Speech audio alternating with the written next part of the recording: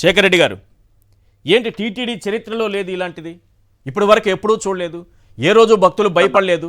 ఎంతమంది వచ్చినా సరే, ఎంతమంది తిరుమలకు వచ్చినా ఒకరోజు ఆలస్యం కావచ్చేమేమో కానీ ప్రశాంతంగా దర్శనం చేసుకోపోయేటటువంటి ఒక గొప్ప విధానం అక్కడుంది. అలాంటిది ఇంత సింపుల్గా ఒక చోట జరిగిందంటే ఏదో తెలియక పొరపాటున కొంత నిర్లక్ష్యమో ఏదో అనుకోవచ్చు. ఇక్కడ 9 సెంటర్లు ఏర్పాటు చేస్తే ప్రతి సెంటర్ దగ్గర ఇదే పరిస్థితి ఉంటే ఇంతటి నిర్లక్ష్యం, ఇంతటి చేతగానితనం, ఇంతటి అసమర్థత, ఇంతటి బాధ్యతారాహిత్యం టీటీడీ చరిత్రలో ఎప్పుడైనా చూసారా? సార్ నమస్తే ఈశ్వర్ గారు, మీకు అలాగే తోటి ప్యానలిస్ట్ కి నమస్తే అండి. ముందుగా ఏదైతే నిన్న జరిగినటువంటి దుర్ఘటనలో మృతి చెందినటువంటి వ్యక్తుల యొక్క ఆత్మలు శాంతించాలి, అదేవిధంగా వాళ్ళ కుటుంబాలకి ప్రగాఢ సానుభూతి తెలియజేస్తున్నాం వైఎస్ఆర్ కాంగ్రెస్ పార్టీ తరపు నుంచి. క్షత్రగాత్రులందరికీ కూడా మెరుగైన వైద్యం అందించాలి ప్రభుత్వం, టీటీడీ అని చెప్పి డిమాండ్ కూడా చేస్తా ఉన్నాం. సార్ ఇంతటి దౌర్భాగ్యం ఏంటి? మీరే అన్నారు టీటీడీ చరిత్రలో ఏనాడు లేదని. నాకు రాత్రి విషయం తెలిసిన తర్వాత నా మైండ్ లో ఒక పదం మెదలింది సార్. పుణ్యం కోసం పుష్కరాలకు వెళ్తే తొక్కిచ్చి చంపేసిన అదే చంద్రబాబు ఈ రోజు వైకుంఠనాథుని వైకుంఠ ద్వారం దాడా చూద్దామని వెళ్ళిన వాళ్ళకి డైరెక్ట్ గా వైకుంఠానికే పంపించేస్తారు సార్. డైరెక్ట్ గా వైకుంఠానికే పంపించేస్తారు సార్. బాధ్యత లేని వ్యక్తికి పదవులు ఇస్తే ఎలా ఉంటాయి, అసమర్థుల్ని అందలం ఎక్కిస్తే ఎలా ఉంటుంది అనడానికి ఉదాహరణ సార్ ఇది. టీటీడీ చైర్మన్ గారు ఎందుకు ఇచ్చారు? టీటీడీ చైర్మన్ అతనికి ఏ అర్హతతో ఇచ్చారు? కేవలం చంద్రబాబు నాయుడు గారికి బాగా లూదారు కాబట్టి, కేవలం చంద్రబాబు నాయుడు గారిని అందలం ఎక్కించడం కోసం అనర్గళంగా అబద్ధాలు, తప్పుడు కథనాలు ప్రచారం చేశాడు కాబట్టి దానికి కూలీగా ఆయనకి టీటీడీ చైర్మన్ ఇస్తే, సార్ మీకు ఫోటో చూపించాలి సార్, మీకు వాట్సాప్ లో పంపించాను సార్, అది మీరు చూపించాలి సార్, ఖచ్చితంగా మీకు వాట్సాప్ లో పంపించాను, మీరు చూస్తే బాగుంటుంది సార్. నేను ఫోటో చూపించాను సార్.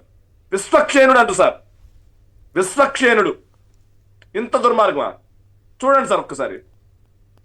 తిరుమలని రక్షించడం కోసం వస్తున్న విశ్వక్షేణుడు అంట సార్. ఎవరు? తిరుమల రక్షణ తర్వాత సార్ తిరుమలకు వచ్చే భక్తుల ప్రాణాలకు రక్షణ లేదు ఈరోజు.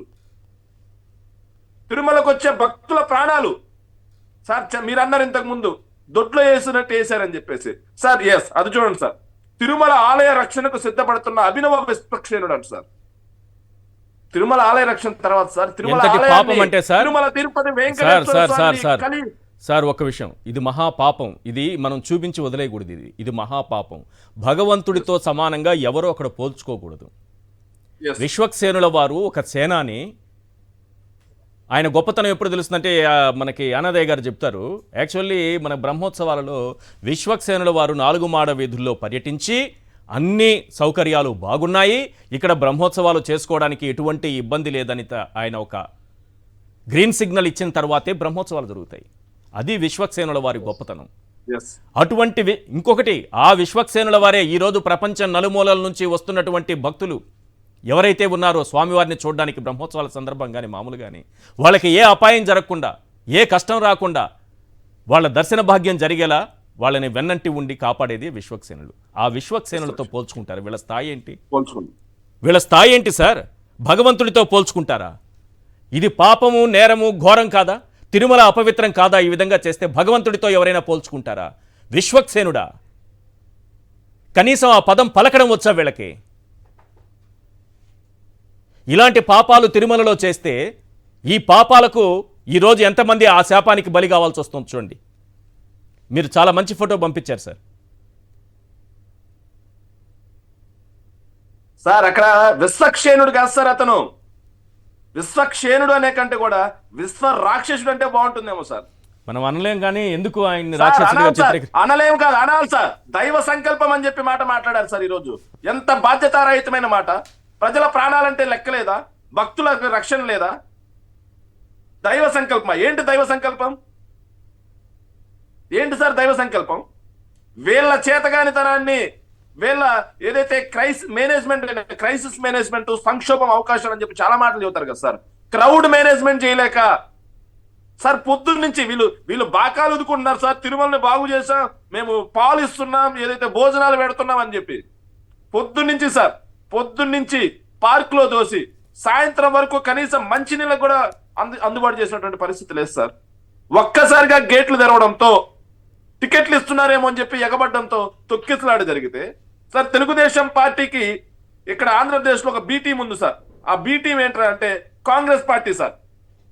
ఆ బి టీం మౌత్ పీస్ గా కాంగ్రెస్ పార్టీ ఉంది సార్. నేషనల్ పార్టీ, 100 సంవత్సరాల చరిత్ర కలిగినటువంటి ఒక పార్టీ ఈ రోజు ఆంధ్రప్రదేశ్ లో చంద్రబాబు నాయుడు గారికి తెలుగుదేశం పార్టీకి మైక్ పీస్ గా మారిపోయింది సార్. ఆ పార్టీకి చెందిన ఆయన మాజీ ఎంపీ చింతామోహన్ గారు సార్, ఆయన మాట్లాడిన మాటలు సార్, తిరుమలలో భక్తులు మృతి చెందిన నేపథ్యంలో చింతామోహన్ గారు సంచలన వ్యాఖ్యలు అంట సార్. భక్తులు చాలా దూరం నుంచి వచ్చారు, నిన్న ఉదయం నుంచి తిండి లేకుండా లైన్లలో నిలబడ్డారు, షుగరు బీపీ లెవెల్స్ డౌన్ కావడంతో వాళ్ళంతటా వాళ్ళే కింద పడి చనిపోయారు, తోపులాట జరగలేదు, ఇందులో టీటీడీ వైఫల్యం లేదు అంట సార్. ఇందులో సగం నిజం ఉంది, సార్ విన్నారా సార్? సగం నిజం అయితే ఉంది. పొద్దున్న నుంచి వాళ్ళకి పాలు, నీళ్లు, ఆహారం ఏ సరఫరా చేయలేదు. ఇది ఒక్కటి మాత్రం ఆ వెంకటేశ్వర స్వామి పాదాల చెంత ఉన్నందుకు సగం నిజమైన చెప్పగలిగారు ఆయన. సార్ టీటీడీ వైఫల్యం లేదు అంట సార్. మరి వాళ్ళలో ఆడ ఏదైతే పశువుల దొడ్డిలో వేసినట్టుగా వాళ్ళని అక్కడ బంధించింది టీటీడీ కాదా? పొద్దున్నుంచి వాళ్ళకి తిండి తిప్పలు లేకుండా చేసింది టీటీడీ కాదా? మరి ఇందులో టీటీడీ వైఫల్యం లేకపోవడం ఏంటి సార్? టీటీడీ వైఫల్యం లేకపోవడం ఏంటి అంటే కాంగ్రెస్ పార్టీ ఈరోజు ఇలాంటి ఘటనలు జరుగుతున్నా సరే చంద్రబాబు నాయుడు గారి మోచేత నీళ్లు తాగుతుంది ఇంకా అంటే వాళ్ళు ఏమనాలి సార్?